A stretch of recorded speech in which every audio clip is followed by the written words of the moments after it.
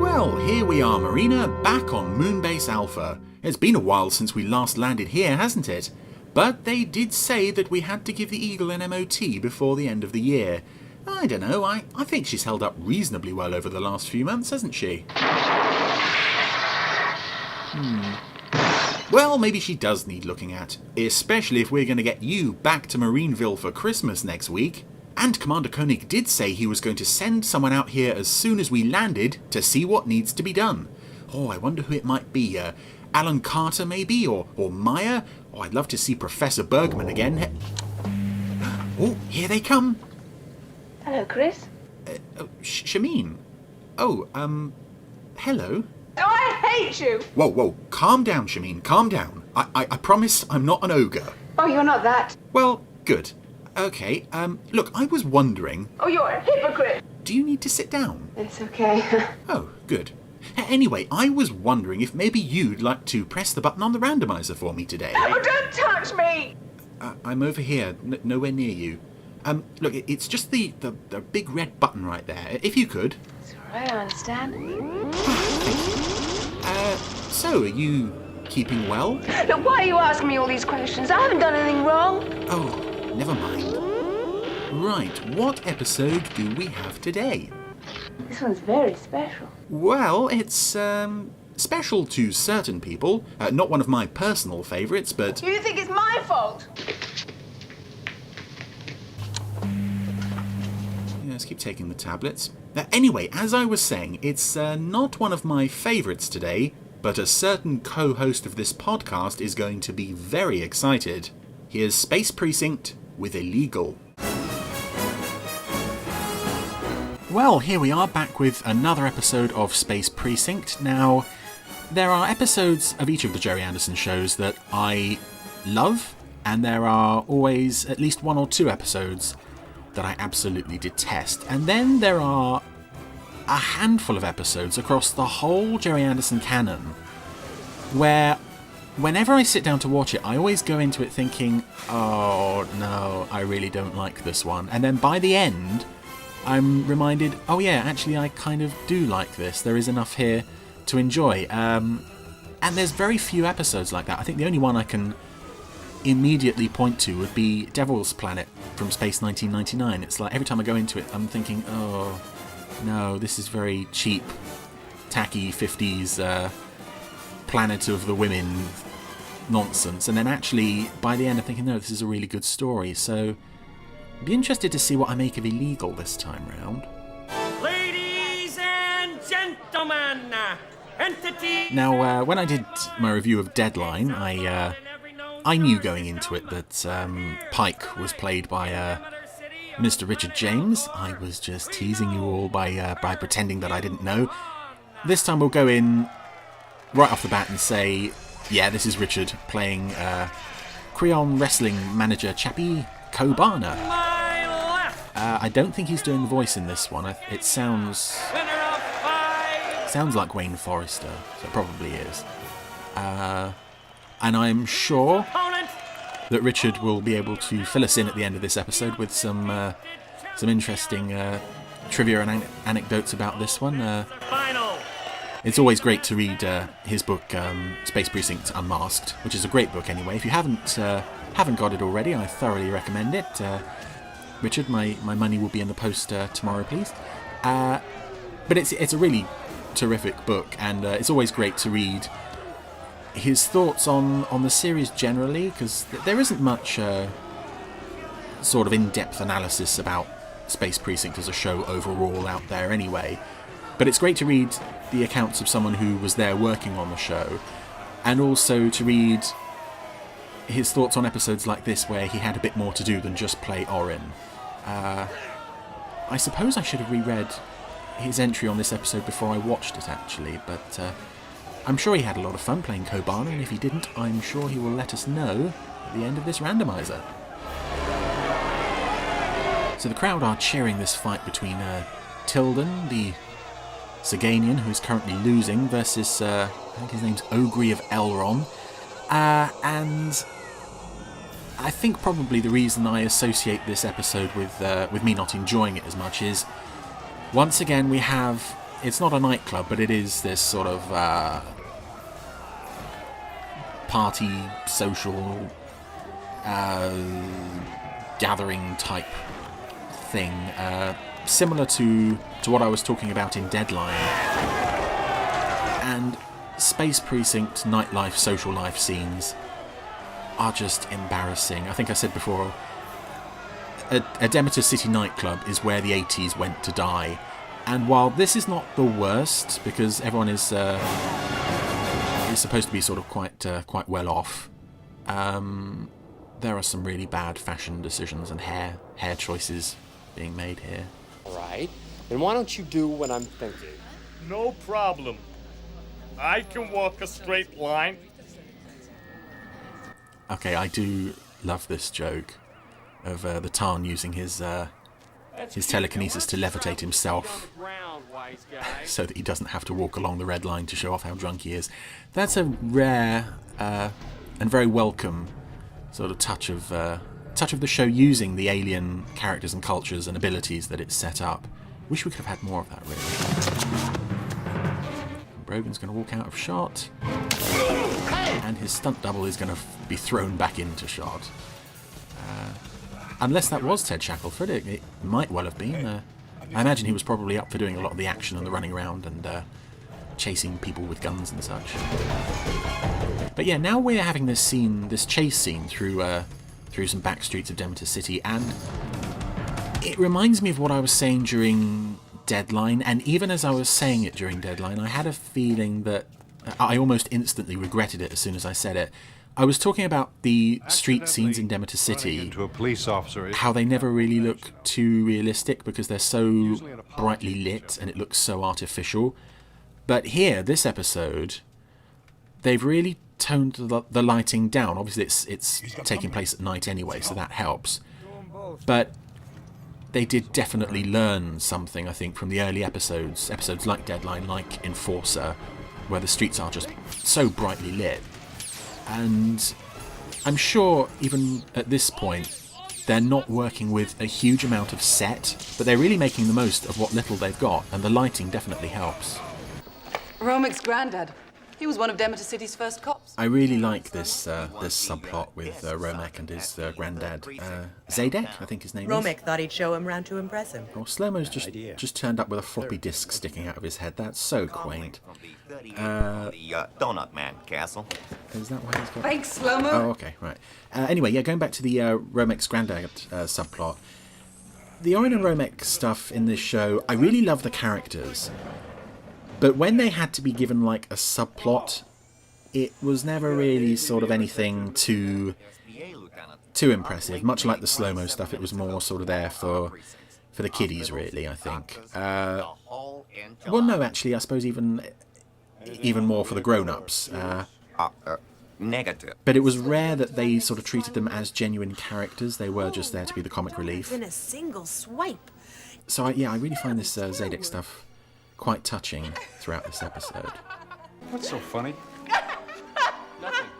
Lieutenant. Took and Castle are laughing at footage of a donut thief. This is... So, what's so funny? Again, this is more really good character stuff. It's quite sweet. What's up, then? Well, listen, a guy came out of emergency a little while ago. He's got a blast wound to his shoulder. Now, this is the first episode in production order, I think. I could be wrong. Which shows that Sally is working at... Is it Demeter Memorial Hospital? I think that's right. Or Demeter City Hospital. I could never figure out which was which. Up until this point, she had just been Brogan's wife. And she didn't really have any role in the show other than that. And I suppose it makes sense. They don't have a medical sort of officer on the station. So it's kind of handy to have at least a medical consultant that they can refer to. And I think it's a much... Tried to slip onto Altor twice. It's a much better role for the character than a wife and mother because I don't think Sally does those jobs particularly well. As we saw in Hate Street, she isn't above just storming out for absolutely no reason. All right, I'll see what I can do. And in the meantime... Haldane and I are going to the hospital. Why don't you two go to the hospital? Again, more lovely banter between... Demeter City Hospital, yeah, that's where we are. Between Brogan and Haldane and Podley. Again, I really like the cast of this show. It's all very well cast. And with Jerome Willis, even under all the animatronic makeup, he is still terrific. I don't think he gets much to do in this episode acting-wise, but certainly there are several moments during the course of the series where he's like, you know, you're really sort of, yeah, Podley, you're awesome. Shame he didn't get more, really. You asked me! It's a very close quarters fight scene on the roof of Demeter Hospital here. Not entirely sure it comes off, but it's definitely still an improvement over similar things in earlier episodes. And again, we've got so much atmosphere in these nighttime shots, so much, you know, smoke and fog looming around the place. Don't do it, Tildon. Brogan! Oh, well done, Sally. They could talk him down, and now... You alright? Yes, sorry. Yeah. That's a fairly appropriate response to Brogan's wife just blundering in for no reason and ruining her husband's negotiation with Tildon just to go, ah. That really sums up how useless she generally is. All units, do not close on suspect. Repeat, allow suspect to continue. Copy. It's PA! Copy, Lieutenant. Oh, Zadek is lovely, and I think this is definitely Wayne Forrester doing the character and the voice for this. And he did quite a few characters in this scene, usually in this series, and usually he was dubbing his own characters as well. He provided the voice. And I think there's more than one episode where he appears as a human. I think Smelter Skelter, Death Watch.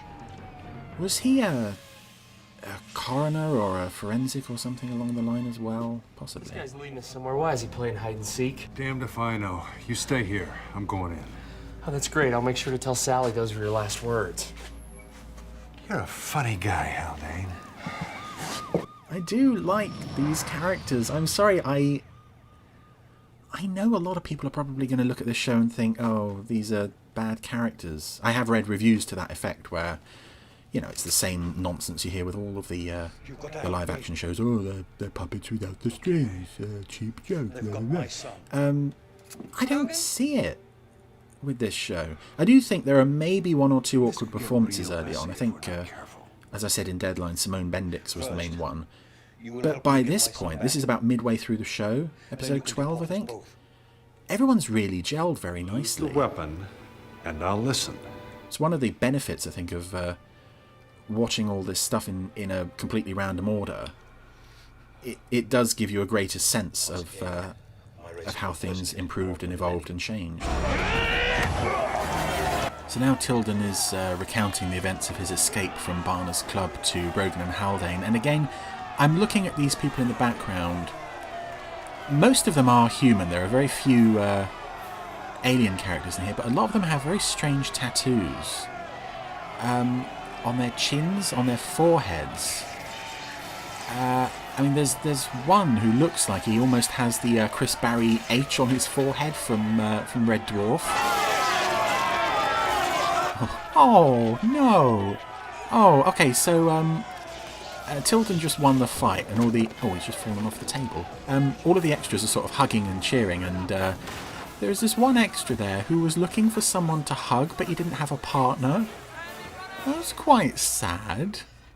Oh, why couldn't they have given him a partner? I realized I'd made a mistake. Poor random guy. Barner still had Nillim, my son. You've got to help me get him back. Well, have you considered not having a son? I mean, I've considered it quite a few times, and I can see the benefits. Hey, Barner, you promised me more than this. I'm sorry, it was a slow night. It's kind of strange looking at Coe Barner here, knowing that that's Richard underneath. Knowing what his voice sounds like.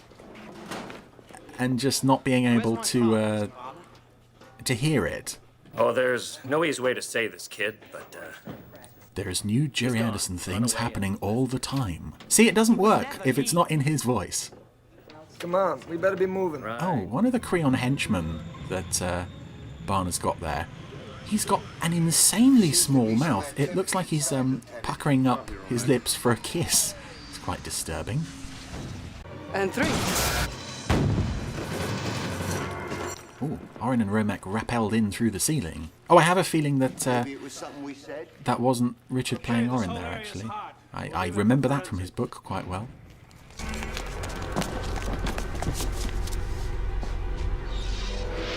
Aww. So they've raided Barner's club, found nothing, but Grandpa Romek has decided to pay the crime scene a visit to give them the benefit of his expertise. Clean out of my head. I thought I had it, but now it's gone. Come on. Hey, what are you doing up here anyway? I thought I had it, but now it's gone clean out of my head. And I remember from whichever podcast it was that Wayne Forrester was interviewed on, I think he said that during his time on Space Precinct, that was when he really got into voice acting. And it was a very good, very lucrative decision, I think. Not just for the fact that, he got to play Captain Scarlet as a result of that, which is just brilliant. But he is giving this character, this Grandpa Zadek, so much warmth. He's so likable. Oh, man, now where'd he go? Yeah. So where's the Saganian now? I love this scene in Podley's office, because it is, on paper, it is just a basic, let's recount the plot thus far, Brogan and Haldane and Podley. The fact that we've got Zadek in here, playing with Podley's mementos, playing with a little toy car, and the fact that Podley is bad judgment to drivel 2 immigration. He's encouraging it. He's just handing him random bits of memorabilia from his stand by the door. It's great fun. Coe Barner's Private Supper Club, live entertainment. No, that sounds like a hell of a night. The only thing that's missing is the address. Where'd you get this? Oh, it was in my pocket. Well, we know that he lifted it from a rubbish bag. And again, there is really no reason for this character to be here other than for the subplot. But they're making really good use of him to accomplish things that normally would just, like, I don't know, fall into their laps. It's Orbital. Oh. Matt, is that any way to greet a guest in our home? So Brogan has now brought Tildon home to stay with them. And his kids are just staring at him like he's something remarkable rather than a... I was just resting sort of, after the night shift. He's just wearing this crummy old jacket. Are they used to sort of middle-aged men? Are they not used to middle-aged men? It's like, wow, they're staring at him with such awe. You ever hear of a comm call, Brogan? I gotta get this here. We're gonna be using this study as a base of operations. Just for the next couple of days, I gotta get this. This is another odd running thread through this show that Brogan repeatedly brings home various waifs and strays and other assorted people who don't have a home to stay with his family for a while. And you would think that by now, Sally would be prepared for this. They would have a spare bed permanently set up because this happens so frequently. But again, as always with Sally, she acts like it's a huge inconvenience to her and her alone. And she's supposed to be the loving, supportive wife. I don't buy it. Thanks a lot. You can go now. You and me. Well, that's what I'm trying to talk to you about. Excuse me. Officer Took's trying to raise you on comms. That's a rather fun way to get out of the usual Haldane and Castle banter stuff. Slow-mo just rammed into Haldane's backside. It's quite sweet. So long since I felt at peace. You've a wonderful home, Lieutenant, a lovely family. Well, if he has, I've not met them yet. I'm sorry, it's probably not fair of me to keep dissing Brogan's family. He wouldn't approve of that. But, he could do better, I think. Emphasize line 8 between 20.3 and 30.6. Oh, see, this is something that's not unique to... Enhance, please. Oh, there it is. There's that word. There's that word.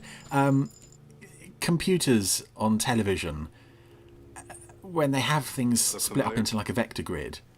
And that was a really nice model shot of the warehouse where the snuff fights are going to be taking place. Lots of beautiful models around the place. I think I might be looking at the police cruiser from Space Police there. Anyway, yeah, this beautiful model shot, and then Castle tells the computer to put up this grid, and suddenly you can't see anything. And then she says that word, enhance. And that word always works in 90s computer-related shows. It's quite sweet, but even at the time it was like, no, this isn't how they work. Hey, what's with the mask? He doesn't want to be recognized. That is a really cheap way to disguise the fact that Tildon has just walked straight past people that he used to work with. And he's just holding this little face mask up on a stick. I mean, all you have to do is walk to the side of him and you can see that that is the guy who escaped from your snuff fights just a few nights ago. How thick are these people? We'll take the far one. Anyway, Brogan, Haldane, Castle, Took and Tildon are now at the snuff fight, but we have a situation. How do we get past the guard? Excuse me, honey. Oh, we will snog Castle while Took lures him away with her skirt. Opens the door for them, and I can't actually remember why they're going into this room. Good thinking. Yeah.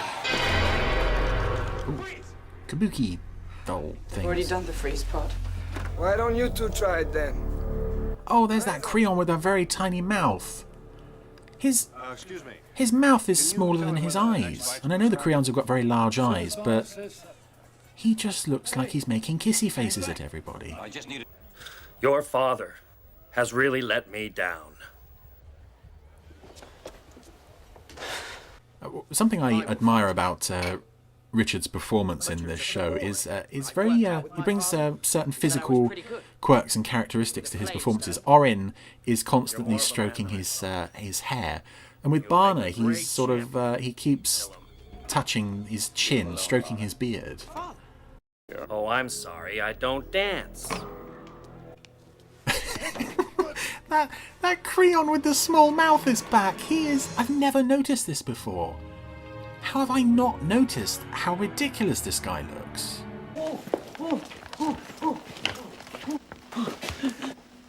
Who are you?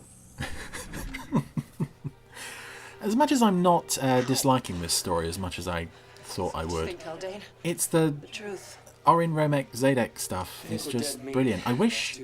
Well, part of me wishes he could have come back, but I think maybe less is more in something like this. It worked once, but unless you had a really good reason to bring him back, probably best not to.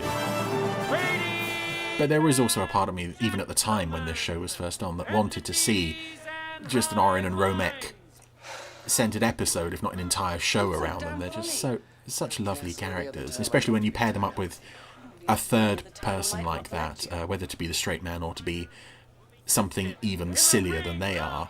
Great fun. Brogan of Earth! It's never explained how Barner manages to get people to magically appear in this ring. He just points his cane, there's a puff of smoke, and suddenly the person is there in the net. Then he points it again and the net disappears.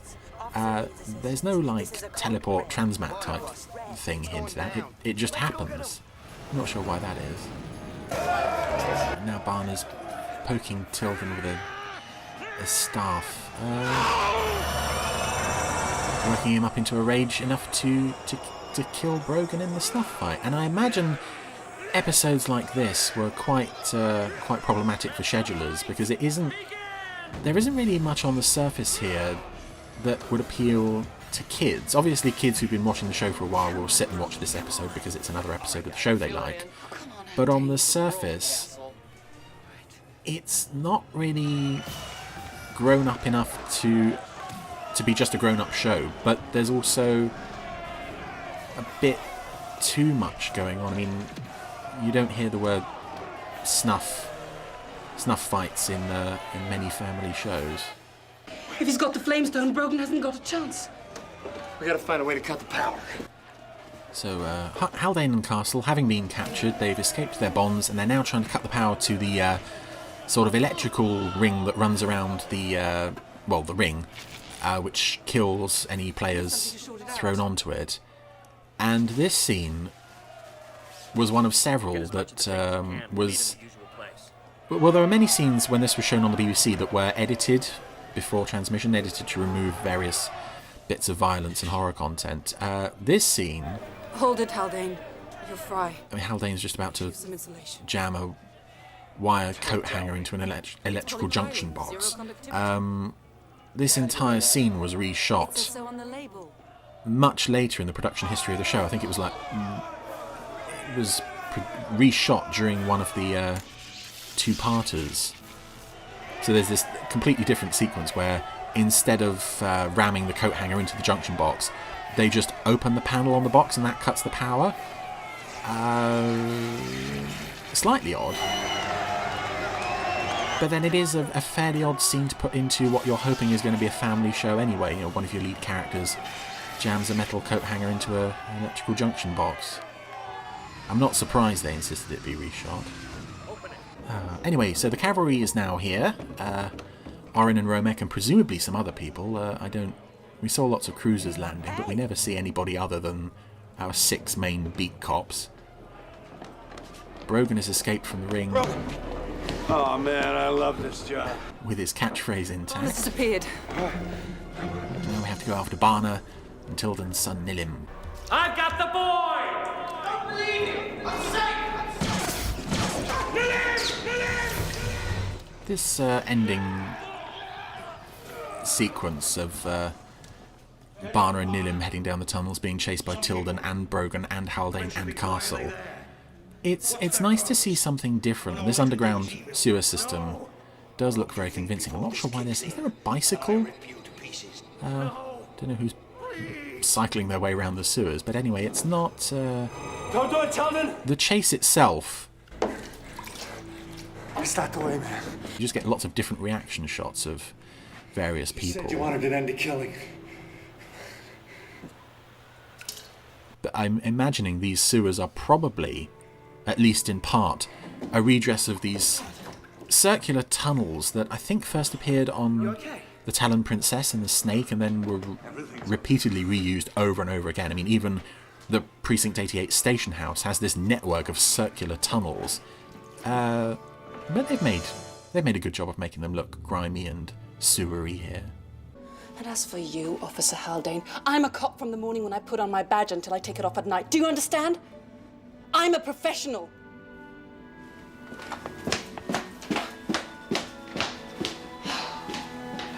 Me too. And that's why I'm now going to go home and sniff your dress. That's not me being rude, that is actually what it appears Haldane is going to do. He has still got the bottom section of her dress, which he used to insulate himself when he was ramming the coat hanger into the electrical junction box. It's a fairly... it's probably one of the few moments where the Castle Haldane thing just slightly crossed the line. So, are we under arrest? No. I'm here to help you find a job. Fill out these forms. Anything you don't understand, ask.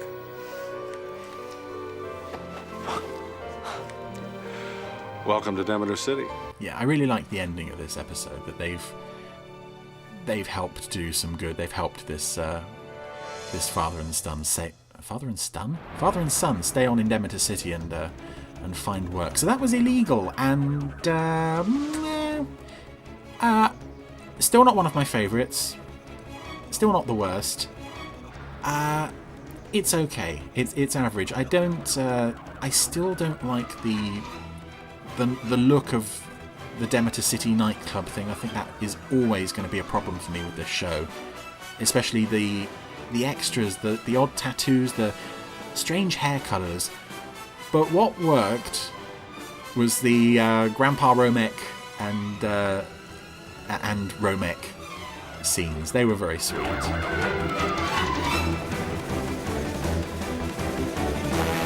So yeah, not one of my favourites. There are worse episodes. I'm not in a hurry to watch this one again anytime soon, but I wouldn't be too averse to seeing it come up again.